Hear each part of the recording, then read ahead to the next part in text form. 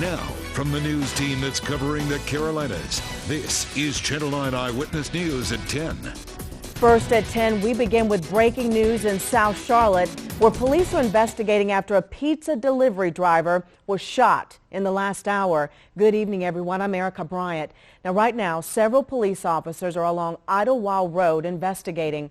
Eyewitness News reporter Joe Bruno just arrived there on the scene. And Joe, I understand officers told you this might have started with that attempted robbery. Yeah, in the past 10 minutes, actually, a supervisor at Dominoes Pizza came here to the scene to take off the lighted Dominoes sign from the delivery driver's car. Police tell me that this is a possible robbery. Now, we want to let you take a look at this video that we shot here at the scene. Police say that the Dominoes delivery driver was not too far from here in East Charlotte when he was possibly robbed. That driver was shot, suffered serious injuries, and has been taken to the hospital. And not a whole lot is known about the suspect right now. Police say it's unclear if the suspect and the driver knew each other. They are searching for the shooter, and they're going to continue to talk with this driver who was shot when he's in the hospital and feeling better, of course. Medic says that this driver has potentially life-threatening injuries. Again, the Domino's Pizza supervisor was just on scene here talking with police as well, trying to find out more information about what happened. And we're going to continue to check in with investigators here at the scene tonight. Many investigators have already left as they continue to look into this case. We'll let you know if police make any arrests. We're reporting live in Southeast Charlotte. Joe Bruno, Channel 9 Eyewitness News at 10. Thank you, Joe. Now, we've reported on several incidents in the past few months where pizza delivery drivers were robbed, including one just last month where a 20-year-old driver was robbed and carjacked in East Charlotte. Now, Joe has been tweeting out updates on this story. Follow him on Twitter for instant updates on his breaking news stories. A bombshell from the jury in a South Carolina courtroom. I understand the position of the court, but I cannot, with good conscience, consider a guilty verdict. Jurors hearing the murder case against a former police officer telling a judge they don't think they'll be able to reach an agreement. It's not over. We kept hearing it's over. It's over. It's not over. Now, jurors agreed to resume deliberations on Monday after telling the judge this afternoon that they are deadlocked in the murder trial against former officer Michael Slager. We brought this to you as breaking news earlier at 5. Now, Eyewitness News reporter Deshaun Brown explains if a mistrial is declared, this case could be retried again in front of another jury. Right, Deshaun? Erica, tonight a legal expert told me if it even gets to that point, a good indication could be how many jurors are already leaning toward a guilty verdict. Today we found out that is all of the jurors minus one. Jurors deliberated 16 hours over 3 days, but still no verdict from Charleston in the state trial of former police officer Michael Slager, charged in the shooting death of Walter Scott. He was unarmed when he ran from a traffic stop.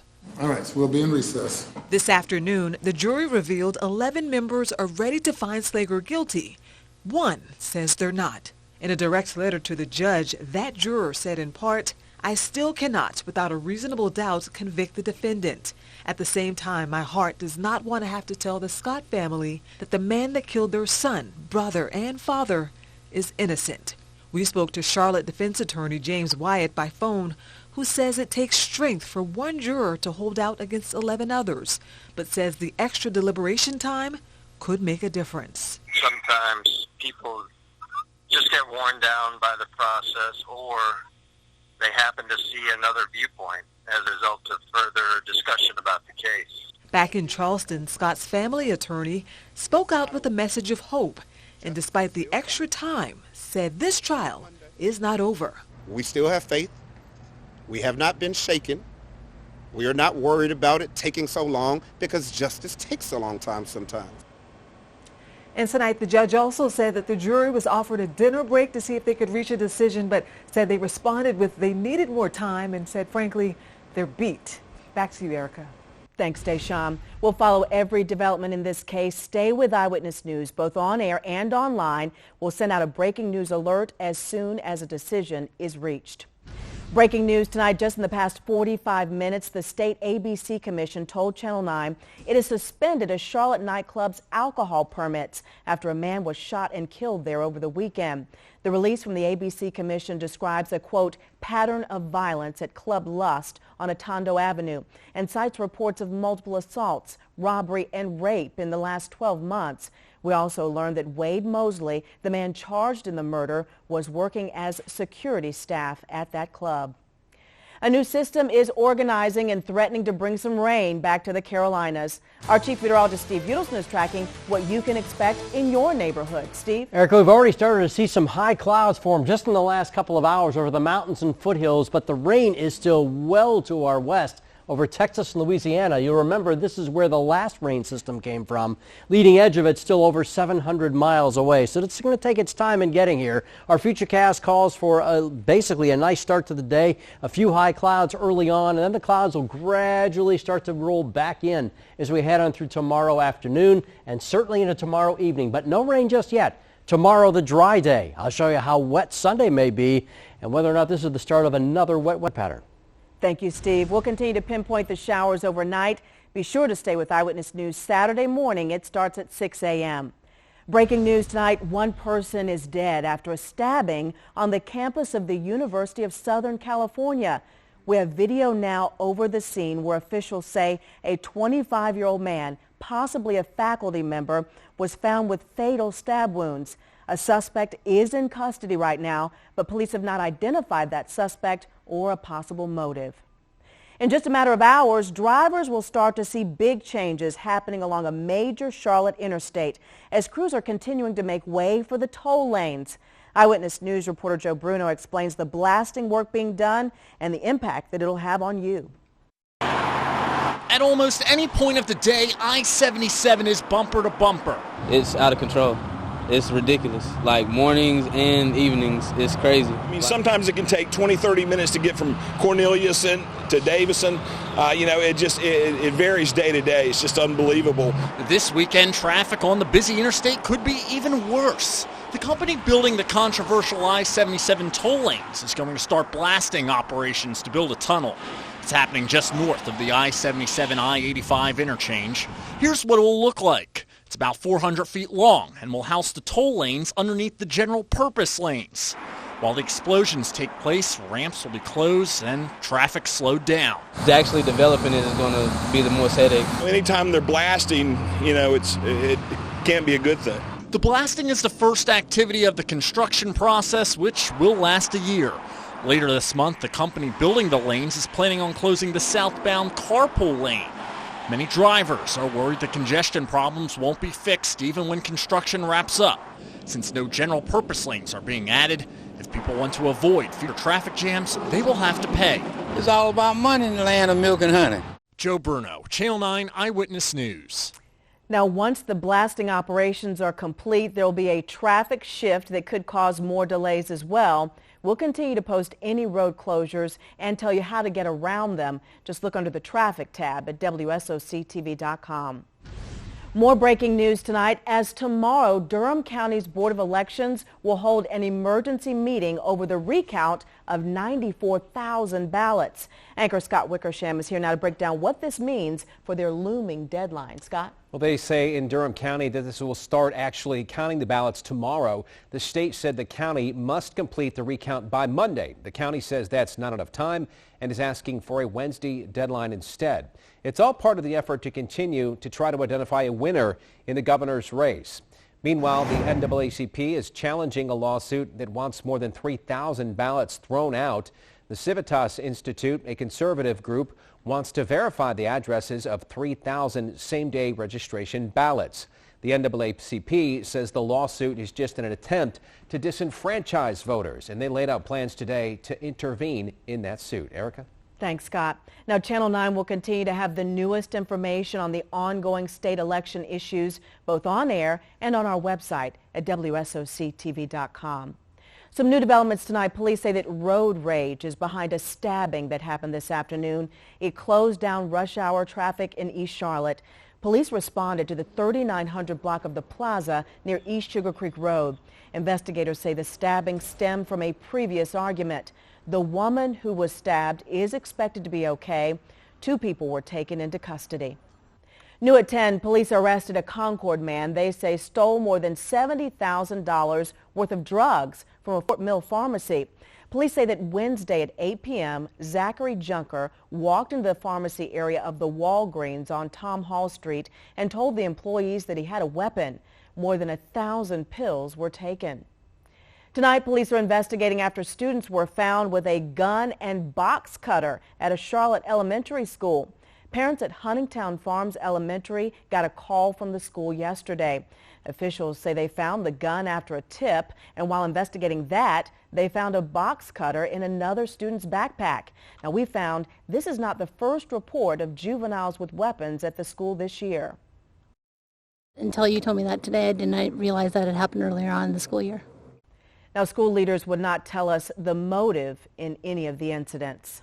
New tonight at 10, a member of the Lancaster County School Board of Trustees has resigned after being arrested on meth trafficking charges.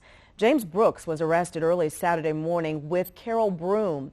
State law prevented officials from kicking Brooks off of the board for the criminal charges, but he eventually resigned last night, saying that he does not want to cause any more distractions, but he is denying any wrongdoing. We go back to that breaking news out of Mint Hill as police are along Idlewild Road investigating a shooting. They say all this happened after a Dominoes delivery driver was robbed. Now, officers are saying that he was actually shot at another location in East Charlotte and ended up here along the roadway. We know the person has serious injuries. At this time, no arrests have been made. We're going to continue to follow this breaking news story. We'll update you as soon as we learn more. An unsung hero in Union County is about to become the toast of the town. I just come out here and do my job. The way this beloved crossing guard is being honored by the town he serves. We go back to that breaking news in Mint Hill, showing you a live scene. Police still along Idlewild Road investigating a shooting. They say it happened after a Dominoes delivery driver was robbed. You see the vehicle there. They've taken the Dominoes sign off the top of it. But officers say that delivery driver was shot actually at another location in East Charlotte, but ended up here. We know the person has serious injuries. No arrests have been made, but officers say at the hospital they're going to try to talk to the person, gather some more information. We will continue to follow the breaking news story, and we will share more with you as soon as we learn it. We've not seen any protests in uptown Charlotte tonight, but sources are telling us that police are still on 12-hour shifts just in case something comes up. Officers are posted uptown in potential problem spots, like at the police headquarters. Now, they aren't saying when the extra staffing will end, but sources tell us it will continue at least through Sunday morning. Meantime, police and prosecutors might be rethinking their response to social media after the shooting of Keith Scott. Posts on Facebook and Twitter actually fueled the unrest after the shooting in September, even though some of those posts proved to be based on bad information. CMPD has stepped up its own social media presence, and District Attorney Andrew Murray posted the full explanation of his decision not to file charges in the case, something he says he might do again in future cases. If there are 3 or 4 great videos and it is obvious the facts and the circumstances, I'll make that call early. But I'm not going to make a call until I'm certain that we're doing justice. But Murray went on to say that he would not rush to release information, again, if it would compromise an investigation or compromise a court case. For more than a decade, there's been a man who's been an unsung hero in Union County. He's been getting students safely to class and getting other drivers on their way. But new tonight at 10, that beloved crossing guard is going to become the toast of the town this weekend, and you're about to see why he's so deserving. Thank you! Jerome Sutton can make even the most stressful morning a little brighter. There you go! Every day for 11 years now, he's been responsible for getting thousands of drivers through this very busy school zone and helping Sun Valley Middle School students get safely to class. I just come out here and do my job, you know, and I like to see people smile. But it's the way he does it that brings those smiles. Every driver gets a salute. Every student gets a high five. All right.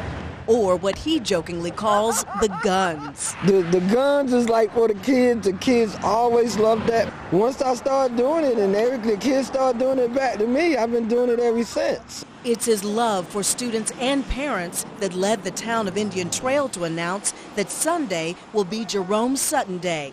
Sutton told us he loves his job and plans to keep doing it until he can't do it anymore. And what comes with it is a blessing from God, you know, so, and I just take that and roll with it. Love him. Well, not only is Sunday Jerome Sutton Day, the town of Indian Trail is set to honor him at its Christmas parade as well. The parade starts at 3 o'clock on Sunday afternoon. Kudos to him. Well, outside, Chief Meteorologist Steve Udelson says the clouds are actually slowing down our cool down tonight, Steve? Yeah, Erica, west of Charlotte, we showed you there are some high clouds spilling in, just enough to slow the cool down. Charlotte points east. It's cooler than it was last night. Albemarle's about 10 degrees colder than it was this time last night. But you move west through the foothills into the mountains, it's about 4 or 5 degrees warmer than this time last night. The effect of clouds, very important on our forecast. And temperatures by morning will back down to the mid-30s in most of the Charlotte area, about 33 Monroe and Albemarle. Same for Statesville, 20s as you hit the high country with your weekend always in view. Clouds certainly returning during the day tomorrow, especially in the afternoon. Sunday, it looks like we're going to start to see better chance for some rainfall. That starts you tomorrow morning. The Run Rudolph 5K at University Research Park. Not a bad morning for a run, though. You'll be dressing for some chill. Upper 30s when the starting gun goes off at 8 a.m. By 10 o'clock or so, we're back up to the mid-40s. We will see a bit of a warm-up tomorrow. Not quite as much as today. Looking at temperatures in the mid-50s. Enjoy the sun while it's here, because once it disappears, it looks like it's gone for a few days as we get back to an unsettled weather pattern. Neighborhood forecast for Rock Hill. Sun gets filtered as we head through the afternoon. Temperatures likely topping out in the upper 50s, and Shelby more like 54, 55 tomorrow afternoon as the clouds begin to roll back in during the afternoon. Again, rain chances start to ramp up as we head on through the day, especially on Sunday and on into Monday as well, likely continuing into Tuesday. So it's an extended stretch. Here we are this time tomorrow night on our Futurecast. All you see are clouds, but the showers will begin to roll in as we head into Sunday, especially late afternoon, tapering off some Sunday night, and it looks like we'll see a bit of a dry stretch as we head into Monday before the next batch of rain comes at us Monday night and Tuesday. Don't think we'll see the severe weather this time, but we could easily see as much rain as we saw the last go-around a couple days ago. We're going to talk about that at 10:30, just how much rain we might see and what's coming in behind it. Check out my 5-day forecast. Pretty unsettled. We're talking about a lot of clouds, especially from, say, Saturday night right through the day on Tuesday. Again, enhanced rain chances, especially Monday night and Tuesday. Temperatures will be held down some because of the clouds. A little warmer on Tuesday as the system itself comes through.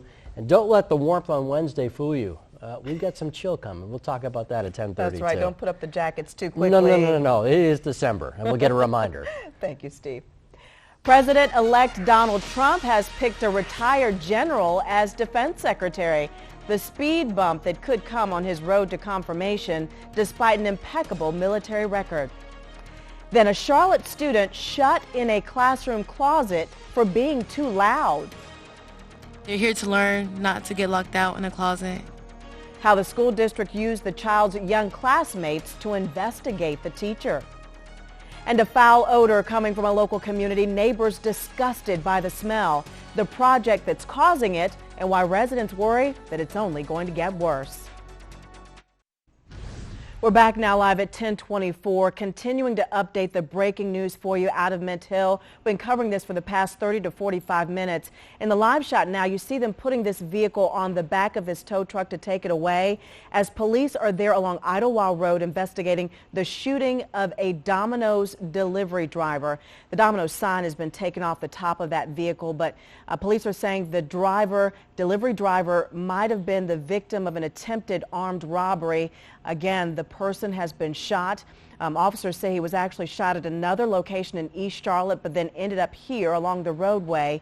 The person has serious injuries, but officials are still going to try to talk to the person over at the hospital to get more details about if they knew the person or if they were strangers involved in all this. At this time, we can tell you no arrests have been made. And again, we're going to continue to update you and bring you new developments as soon as we learn more. Trader Joe's tonight is recalling 2 products that are sold right here in the Carolinas. Trader Joe's Mediterranean hummus and white bean and basil hummus were recalled for possible listeria contamination. Customers who bought either of these products with the identification codes that were showing there on your screen should throw those products away or return them to the store. Tonight, Waxhaw residents are concerned that a sewage plant expansion will make a foul odor in their area even worse. The town manager says the odor control systems at the Kensington Drive facility are outdated. Neighbors say that 10 years ago, a similar stench nearly ruined their neighborhood before some odor controls were installed. We kind of joked that the neighborhood was the Hotel California because you moved in, but you could never move out because you couldn't sell your house because the bad publicity from all the odors. Now, the sewage plant's expansion is expected to wrap up in 2019. A CMS parent says that their 4th grader was put inside a classroom closet. How the district is now using other students to help them investigate. And a retired general picked to serve as defense secretary, the reason that U.S. law could actually halt his road to confirmation. Meantime, tonight the FAA still trying to figure out if debris from a plane fell into a Charlotte parking lot. I was definitely in shock. 9 investigates the radio transmission as pilots realized that something was wrong. Now, from the news team that's covering the Carolinas, this is Channel 9 Eyewitness News at 10:30. Live at 10:30, we're staying on top of breaking news out of Mint Hill, where police are investigating after a Dominoes pizza delivery driver was shot after what police say might have been a robbery attempt. Now, CMPD is telling Channel 9 that the driver was actually shot along Point Lake Drive in East Charlotte and then drove over to Idlewild Road North in Mint Hill, where the driver was taken to the hospital with serious injuries. We're showing you video from that location shot just a few moments ago. At this time, no arrests have been made, but again, in the shot, you see the vehicle being taken away that Domino's delivery driver was in. We're asking police if the 2 people know each other, the suspect and the victim. And again, that person has been taken to the hospital with serious injuries. We'll continue to follow the breaking news story and bring you more updates as soon as we get more information. An investigation is underway tonight after reports that debris fell off an American Airlines flight and crashed into a Charlotte parking lot. It sounded like something was dropping from the sky. We told you last night at 10 that American Airlines Flight 730 bound for London was forced to return to Charlotte Douglas Airport because of a mechanical issue. But American Airlines is not ready to say if debris found in Northeast Charlotte is linked to the problem. But in a 9 investigation, Eyewitness News anchor John Paul spoke to witnesses who say they saw the debris fall, and he asked the FAA about its investigation.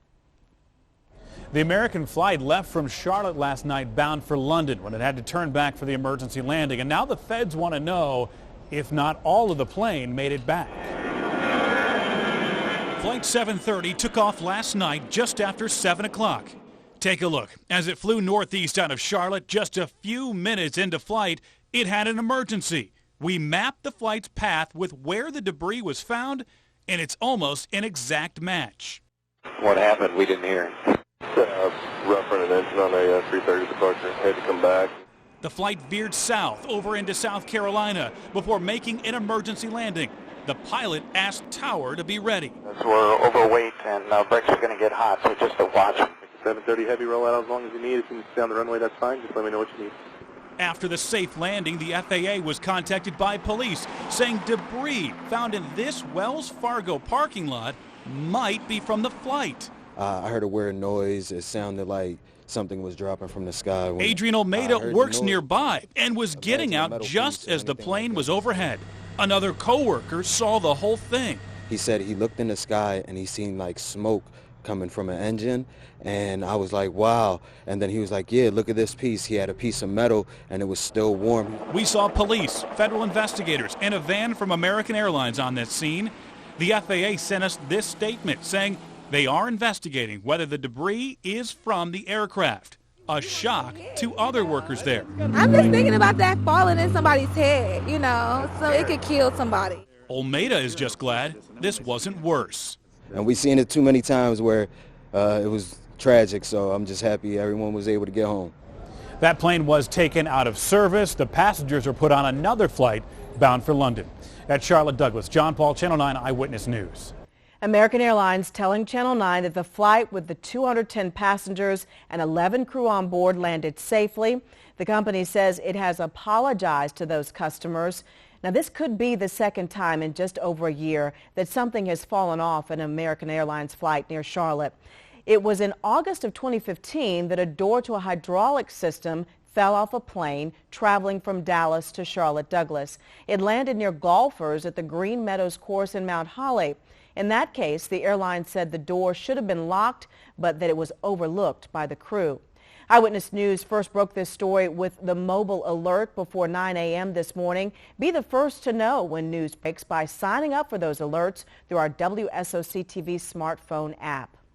On Tuesday, President-elect Donald Trump is bringing his victory tour to Fayetteville, North Carolina. Last night, Channel 9 told you that Trump held his first rally in Cincinnati. He is now scheduling stops in several key battleground states that were crucial to winning the election in what he is calling his thank you tour. Tonight, police are investigating a fatal shooting that happened in York County. Rock Hill police say that Jerry Howard was shot along Amelia Avenue at around 11 o'clock this morning. He was taken to the hospital where he died. Police say several witnesses saw someone leaving the scene in a car, but their description of the vehicle didn't match up.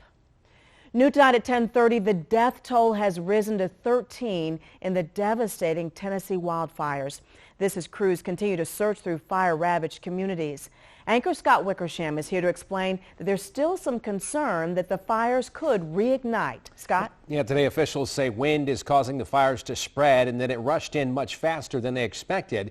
Because of clear skies and dry conditions, there was concern the fires could reignite. They say nearly 1,000 structures have been destroyed. Debbie Brooks lost her home, her dog, and nearly her own life after 911 responders told her they couldn't get to her. Flames started shooting out from all around, and then the storage room ceiling collapsed and the main beam to the house came through it. Brooks says she spent nearly 5 hours waiting to get help. And while some families have been allowed to go back to their neighborhoods, others are still waiting to go back home and clean up and see what's left. Erica? Thanks, Scott. Now, we have more images of the damage as well as all the latest information on the fire investigation on our website. Go to WSOC-TV.com and click on this story. New tonight at 10:30, Iredell County deputies are investigating after a car crashed into a building. Our partners at the Statesville Record and Landmark tell us the driver was hospitalized after he crashed into the side of Town & Country Storage in Troutman last night. Deputies say they don't believe that drugs or alcohol played a part in that crash. Some new details tonight in the search for a Cleveland County man missing for almost a year brought search crews out to Shelby for a second day today. Teams actually broadened their search for Sandy Knipe. He's been missing since January.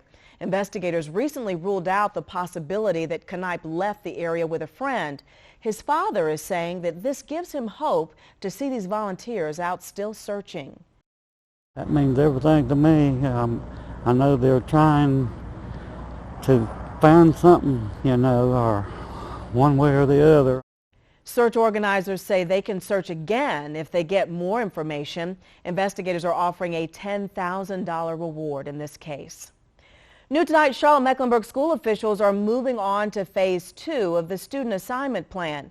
One board member told us that consultants are now researching high school boundaries and feeder patterns.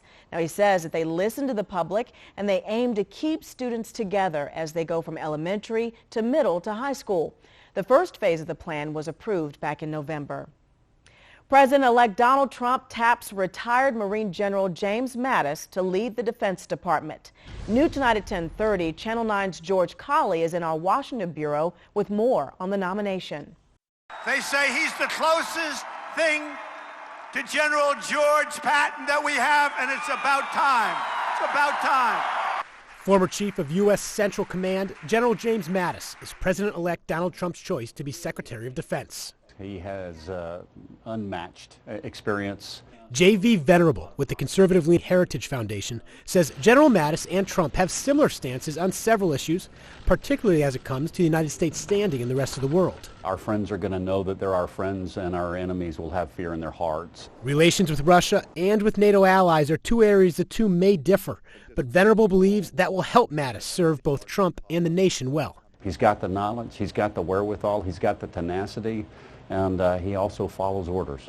There's a speed bump on the road to confirmation. U.S. law prevents anyone from serving as defense secretary who has been out of uniform less than 7 years. Congress will have to pass an exemption to the law for Mattis. Vikram Singh, with the progressive-leaning Center for American Progress, says it should be taken very seriously. The notion that the National Security Advisor, the Secretary of Defense, and the Secretary of State could all be former senior military officers should really alarm all Americans. We survive as a strong democracy because of civilian control of the military. Only once has Congress passed a similar exemption, in 1950, when General George Marshall was nominated to be the defense secretary. In Washington, George Colley, Channel 9 Eyewitness News at 10. The police chief of Lowell is retiring after leading that department for 13 years.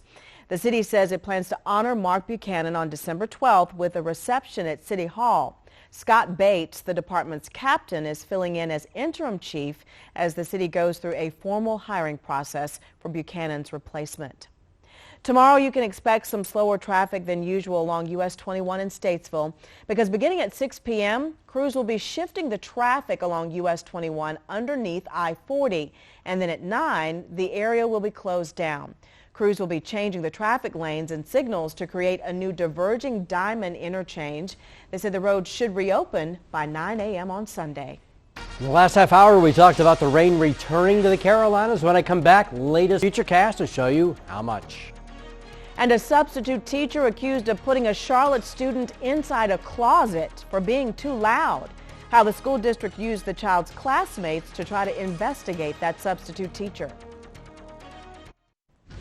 We continue to stay on top of the breaking news out of Mint Hill for you, where in just the past 15 minutes, police towed away that vehicle after a Dominoes delivery driver was shot.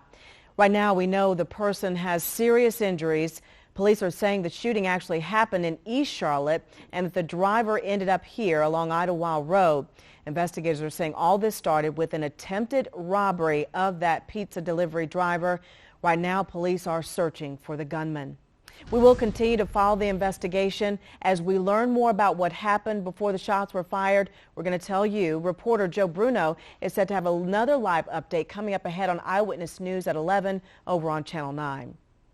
A surprising form of punishment has district leaders at Charlotte-Mecklenburg schools investigating a substitute teacher at Newell Elementary School. That substitute teacher is accused of putting a student in a closet. Eyewitness News reporter Elsa Gillis received a statement from the child's mother that shows the sub actually admitted that they did it. Families were shocked to learn an investigation is underway where their kids go to school after one parent says their child was put in a closet for being too loud. The little kid deserves better than that. A parent of a 4th grader at Newell Elementary School reached out to Channel 9, horrified about what had happened to the student. The parents of the child didn't want to go on camera, but said school administrators told them their son was put in a separate room because he was being disruptive during art class. But when they asked their child about the incident and then requested more information from the school, they learned that he was actually put in a closet. CMS officials wouldn't confirm what happened, but say an investigation is underway and the involved employee is a substitute teacher. The school provided the parent with statements about what happened, including this one from the child's regular art teacher. It says that someone told me the sub had to put the student in art jail. In another statement, the substitute admitted to putting the child in a closet. The student was being talkative, so I isolated him for 5 minutes by telling him to stand in the art supply room. Administrators even went to the child's classmates and had them write what they said happened that day. One student said the student had to get in the closet. Another called it 4th grade jail, saying he put the student in the closet and he let us free draw. As the school continues its investigation, parents and students told us they just want the district to make sure this doesn't happen again. When your kid comes to school, they're supposed to trust their teacher, not be afraid of their teacher. They're here to learn, not to get locked out in a closet. Elsa Gillis, Channel 9 Eyewitness News at 10. Now, the parents say that they've been assured that the substitute is no longer at Newell Elementary School, but CMS would not confirm that substitute teacher's status for us. We want to know what you think about this investigation. Join the conversation on our WSOC-TV Facebook page. Like our page and then look for this top story. Basketball players from Maine are using their game against Duke University tomorrow to protest HB2. The players say they plan to wear these rainbow shirts before the game. Organizers say that the players would have done this with any team from North Carolina. Duke's Coach K has also voiced opposition to HB2, calling it, quote, embarrassing. Right now, the fate of the controversial law is still up in the air. The Fourth Circuit Court of Appeals has delayed hearing the case until the U.S. Supreme Court rules on a separate transgender bathroom case out of Virginia. The law's future could also hinge on the state's next governor. The law has cost the state many major events, including tomorrow's ACC championship game. Charlotte has hosted that game at Bank of America Stadium every year since 2010. The championship will now instead be held tomorrow in Orlando. Tonight, crews are flying over a wildfire at South Mountain State Park, and they're using infrared equipment to try to check for hot spots. With the fire out, crews could start heading home this weekend, but it could be some time before that popular park reopens. The biggest concern right now is the damaged trees. They could fall on hikers. There's a lot of snags, there's a lot of burnt trees and trees that were dead before the fire that are close to the roads. Well, now we've had a fire go through and the root bases burn out from underneath that tree. More than 27 miles of trails have been affected by the wildfire, and they must be carefully inspected before that park can reopen. Governor Pat McCrory is now calling for a special session to talk about Hurricane Matthew relief. The Hurricane Matthew Recovery Committee has been touring communities impacted by the storm and also hearing from victims. Our Chief Meteorologist Steve Udelson is standing by to let us know about our temperatures and any chance of rain ahead. Steve? Rain is coming back, Erica, but not for a while because the air is too dry. In fact, that dry air is allowing temperatures to cool really quickly. Charlotte's still 47, relatively mild for early December. But how about Albemarle? Already down to 33. It's 38 in Salisbury as well as in Lincolnton, 39 in Lancaster. You get the picture. Wide range in temperatures. That's what happens when you have light winds and dry air. If you're out for an early morning walk or jog, I'd dress in layers or at least some long pants and sleeves because temperatures will be in the upper 30s for early risers. By 10 o'clock, we're up to the mid-40s. As far as the rainfall chances this weekend, I'm not concerned about tomorrow at all or even on Sunday. It's Sunday afternoon and especially Sunday night that we will see the chance of rain return. And I don't want to hear any complaints about that. You know how dry we've been. Even with the 1 inch of rain we saw this week, we are still 8 inches below average for the year and on pace for the 11th driest year on record. Again, tomorrow's futurecast, high and dry. Just some high clouds as we head on through the afternoon. Enough to filter the sun, probably not enough to totally block it out. Not a bad day at all. South End, talking about temperatures rising into the mid-50s. Just a few clouds around, not a big deal. Heading out to Crowder's Mountain, doing some hiking. Layers early on, and then we'll see temperatures rise to about 50 by lunchtime on our way to the mid-50s. Maybe heading out to Christmastown, USA, McAdenville, where the lights will be on and the clouds will be thickening up. We will stay dry tomorrow night, though, upper 40s as we head through the early evening hours. If you're thinking about the high country this weekend, maybe doing some hiking or skiing, the resorts are trying to reopen, making snow like crazy. Check your favorite resort's website before you head out there. I've got rain rolling in on Sunday afternoon and a cool rain at that. Highs only around 40, and maybe even a few wet snowflakes. There's the rain on Sunday, waiting until the afternoon. And again, this latest futurecast a little more gung-ho on rain. But it's really going to be Monday night and Tuesday when our next big shot of rain comes in. And look at this. Futurecast suggesting 1 inch to 1.5 inches of rain for many of us, even a little more down toward the Highway 9 corridor. That, my friends, would be welcome news because this time I don't see a severe weather risk. What will come in behind it, all that cold blue showing up on the map, That's the coldest air of the season that'll be filtering in as we head toward the end of next week. Our 5-day forecast, plenty of unsettled weather to sit through between now and then. Clouds sticking up enough to bring rain by Sunday afternoon, Sunday night, and doesn't leave until probably late Tuesday. All right. Thank you, Steve. We'll be right back. All wins count the same in the standings, but they're not all equal. Sometimes you just have to win ugly. And ugly is exactly how I would describe the game last night against Dallas. The Mavericks short on talent, but they did have some very effective things to keep the Hornets from getting any kind of rhythm going. Being able to survive a game that can at times be frustrating is an important characteristic to a winning basketball team. They're playing zone, then they're switching everything, then they're not. You know, so it's a different game, you know, than guys are used to playing. You know, look, any win in this league is a good win.